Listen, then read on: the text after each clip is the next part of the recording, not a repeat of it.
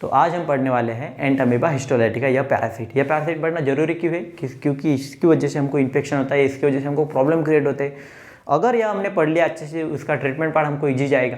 आपको एक बात पता होनी चाहिए कि उसकी वजह से क्या होता है, अमीबियासिस। अमीबियासिस के अंदर बहुत सारे रहते हैं, एक्स्ट्रा इंटेस्टाइनल, इंटेस्टाइनल। तो आप सिंपली एक बात समझ लीजिए कि डायरिया हुआ ना आपको, डायरिया कुछ ना कुछ रोल इसका है, ठीक है। डायरिया और डिसेंट्री के अंदर का आप डिफरेंस एक बार समझ लीजिए। डायरिया मतलब सिंपल लूज मोशन, और डिसेंट्री मतलब लूज मोशन के साथ म्यूकस और ब्लड जाता है, और वो जो ब्लड और म्यूकस जा रहा है ना, उसके लिए जिम्मेदार जो है ना एंट अमीबा हिस्टोलाइटिका है। बैक्टीरिया भी है, यह भी है। इसका डिफरेंस मैं एक लेक्चर बनाऊंगा, उसके अंदर बताऊंगा कि बैसिलरी डिसेंट्री और अमीबिक डिसेंट्री होती क्या है, ठीक है। तो यह हमको डेली लाइफ के अंदर इस प्रॉब्लम से फेस करना पड़ता है। वर्ल्ड वाइड यह इन्फेक्शन आपको मिलता है, और हर एक बंदे को डायरिया या फिर डिसेंट्री होती है। इसकी वजह से यह पैरासाइट सबको पता होना चाहिए, मेडिकोज रहो, नॉन मेडिकोज रहो, कि बैक्टीरिया हमारे क्या, सॉरी, यह जो पैरासाइट है हमारे बॉडी के अंदर जाने के बाद में क्या अफेक्ट करता है, यह सब कुछ पढ़ेंगे, लेकिन इंट्रो के बाद।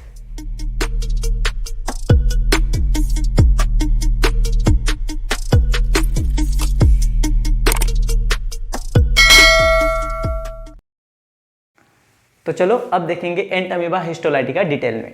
उसका जियोग्राफिकल डिस्ट्रीब्यूशन अगर देखा जाए तो यह इन्फेक्शन वर्ल्ड वाइड है। इसका मतलब यह जो पैरासाइट है हमको वर्ल्ड वाइड दिखाई देता है। देन होस्ट अगर देखा जाए तो इसका होस्ट है मैन। कौन है? मैन।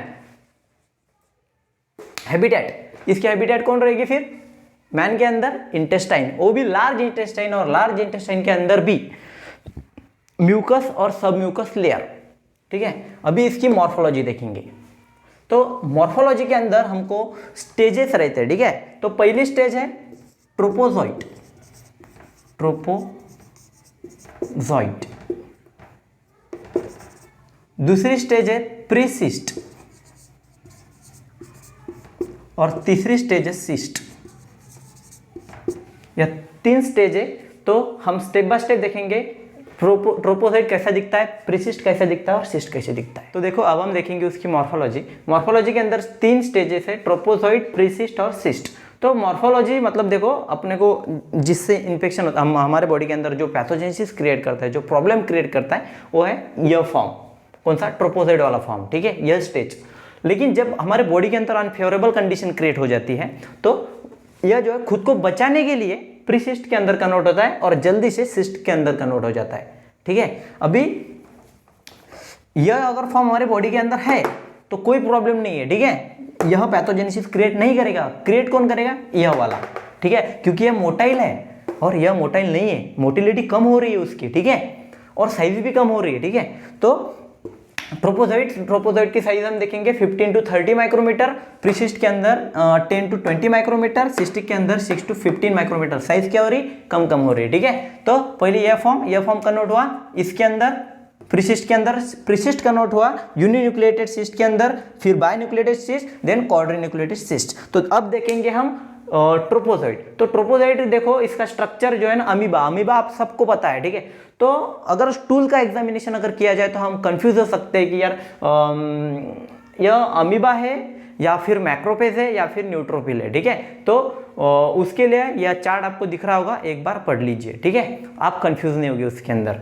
तो ट्रोपोजॉइट के अंदर देखो एक्टोप्लाज्म, ये क्या है? एक्टोप्लाज्म। इसका स्ट्रक्चर अच्छे से ध्यान रखो। एक्टोप्लाज्म कितना है? 1/3। और यह जो अंदर का दिख रहा है आप लोग ब्लू टिक के अंदर का, यह है एंडोप्लाज्म। क्या है? एंडोप्लाज्म। कितना % रहेगा? अभी है 2/3, ठीक है। अभी यह जो आपको रेड कलर के दिख रहे क्या होंगे? ऑब्वियसली रेड कलर का क्या कहते हैं? RBC, ingested RBC. मतलब क्या होगा? हमारे कहाँ पे रह रहे हैं ये जो है ट्रोपोजॉइट, कहाँ पे रह रहे हैं? हमारे इंटेस्टाइन के अंदर। इसके अंदर आरबीसी गए, इसका मतलब क्या हुआ? वहाँ पे अल्सर हुआ कुछ तक, हमारे इंटेस्टाइन के वॉल को इसने रप्चर किया, और म्यूकस लेयर के अंदर गया। तो ऑब्वियसली हमारे डिसेंट्री के अंदर, हमारे लूज मोशन के अंदर क्या आएगा? ब्लड आएगा ना, ठीक है, और वहाँ पे अल्सर भी दिखाई देंगे आपको। तो यह फॉर्म कन्वर्ट हो रहा है। ये देखो, ये जो है न्यूक्लियस, क्या है? न्यूक्लियस। न्यूक्लियस के अंदर क्या है? कैरियोसोम, न्यूक्लियस, ठीक है। ये हो गया इसका स्ट्रक्चर। तो प्रीसीड देखेंगे, ये हाँ देखो इसका स्ट्रक्चर क्या है? इरेगुलर बोल दो, और इसका क्या है? राउंड और ओवल, राउंड और ओवल, ठीक है। और अभी आते हैं यूनिन्यूक्लिएटेड। यूनिन्यूक्लिएटेड के अंदर देखो, इसके अंदर भी है न्यूक्लियस, न्यूक्लियस है। यह है क्रोमेटिड बार। क्या है? क्रोमेटिड बार। और ग्लाइकोजन मास। क्या है? ग्लाइकोजन मास। तो क्यों हो रहा है ये सब? खुद को प्रोटेक्ट करने के लिए। अमीबा देखो, इस यूनिवर्स के अंदर जो भी ऑर्गेनिज्म है वो अपना ग्रोथ बढ़ाना चाहता है, अपना पॉपुलेशन बढ़ाना चाहता है, ठीक है। तो इस तरह का अमीबा भी करता है। तो यूनिन्यूक्लिएटेड से कन्वर्ट हुआ तो क्रोमेटिड बार, देखो न्यूक्लियस, क्रोमेटिड बार और ग्लाइकोजन मास। तो इससे बाइनरी फिजन हुआ। बाइनरी फिजन से क्या हुआ? यूनिन्यूक्लिएटेड सिस्ट कन्वर्ट हुआ बाइन्यूक्लिएटेड सिस्ट के अंदर, और बाइन्यूक्लिएटेड सिस्ट के अंदर एक न्यूक्लियस था तो क्या हो गया? अभी 2 न्यूक्लियस हो गए, ठीक है। और फिर से बाइनरी फिजन हो गए, 2 न्यूक्लियस से क्या हुआ? 4 न्यूक्लियस हो गए। क्रोमेटिड बार और ग्लाइकोजन मास वहां पे नहीं है, ठीक है। अभी ये जो क्वाड्रिन्यूक्लिएटेड सिस्ट है ये हमको इन्फेक्शन करेगा। ये जाएगा स्टूल के अंदर, स्टूल से जाएगा हमारे फूड और कंटेमिनेटेड फूड एंड वाटर के अंदर, और सॉरी वो जाएगा वाटर के अंदर, और वो वाटर हो जाएगा कंटेमिनेटेड, और हम हमारे बॉडी से फिर वहाँ पे हमारे इंटेस्टाइन के अंदर चला जाएगा, ठीक है। तो अब हम देखेंगे life cycle of Entamoeba histolytica. तो देखो एंटामीबा हिस्टोलाइटिका यह किसके अंदर कन्वर्ट हो गया था? उसकी स्टेज क्वाड्रिन्यूक्लिएटेड सिस्ट के अंदर। और अभी ये क्वाड्रिन्यूक्लिएटेड सिस्ट जो है ना, उसके ऊपर क्या है? रिफ्रैक्टाइल मेम्ब्रेन है। भी रिफ्रैक्टाइल मेम्ब्रेन है, ये स्ट्रांग रहती है, वो जल्दी डैमेज नहीं होती, ठीक है। ऑब्वियसली उसने खुद को कन्वर्ट किया है, तो इस तरह से कन्वर्ट किया होगा कि वो उसको जो है ना अंदर का मटेरियल डैमेज नहीं होना चाहिए, ठीक है। अभी यह जो सिस्ट है हमारे बॉडी के अंदर जाता है, किससे? अभी स्टूल के अंदर तो आ गया था, तो यह जाएगा हमारे बॉडी के अंदर। अभी बॉडी के अंदर किस तरह से जाएगा? कंटेमिनेटेड फूड एंड वाटर से। बॉडी के अंदर गया तो स्टमक के अंदर गया, ठीक है। अभी स्टमक के अंदर क्या है?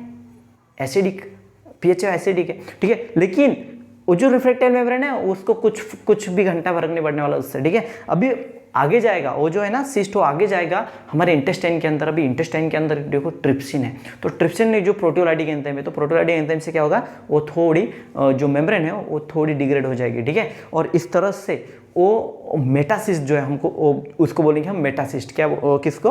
जिसके अंदर 4 न्यूक्लियस है, ठीक है, क्वाड्रिन्यूक्लिएटेड। अभी यह जो उसका बाइनरी फ्यूजन हो जाएगा, वो बाइनरी फ्यूजन होने के बाद में यह कन्वर्ट होगा 8 न्यूक्लिएटेड सिस्ट के अंदर। अभी इसके अंदर क्या हो गए? 8 ट्रोपोजेड हो गए। अभी ये हमारे लार्ज इंटेस्टाइन के अंदर आएंगे और म्यूकस और सब म्यूकस लेयर के अंदर वहाँ पे लॉज हो जाएंगे, वहाँ पे प्रोड्यूस करेंगे अमीबियोसिस, ठीक है। अभी यह स्टूल के अंदर गया और सम ट्रोपोजेड कन्वर्टेड इनटू सिस्ट। अभी यह सिस्ट जो है फिर से वाटर से, कंटेमिनेटेड फूड एंड वाटर से हमारे बॉडी के अंदर जाएगा। देखो cyst in stool, contaminated food and water आ गया स्टमक के अंदर। स्टमक के अंदर हो गया कि उसका कुछ नहीं, अभी आ गया इंटेस्टाइन के अंदर। इंटेस्टाइन से मेटासिस्ट, मेटासिस्ट का उसका हुआ बीएफ, बाइनरी फिजन। 8 ट्रोपोजेड ये जो है ना ये एक्टिवली मोटाइल रहते, ठीक है, लेकिन सिस्ट मोटाइल नहीं रहते। Then move toward ileocecal region. Ileocecal region से आगे lodge into mucous and submucous layer of large intestine, और वहाँ पे प्रोड्यूस करेंगे अमीबियोसिस। अमीबियोसिस प्रोड्यूस करने के बाद में अनफेवरेबल कंडीशन के अंदर सम ट्रोपोजेड का डेवलप इनटू सिस्ट, और यह जाएंगे फिर से सिस्ट इन स्टूल, ठीक है। अभी हम देखेंगे उसकी पैथोजेनेसिस।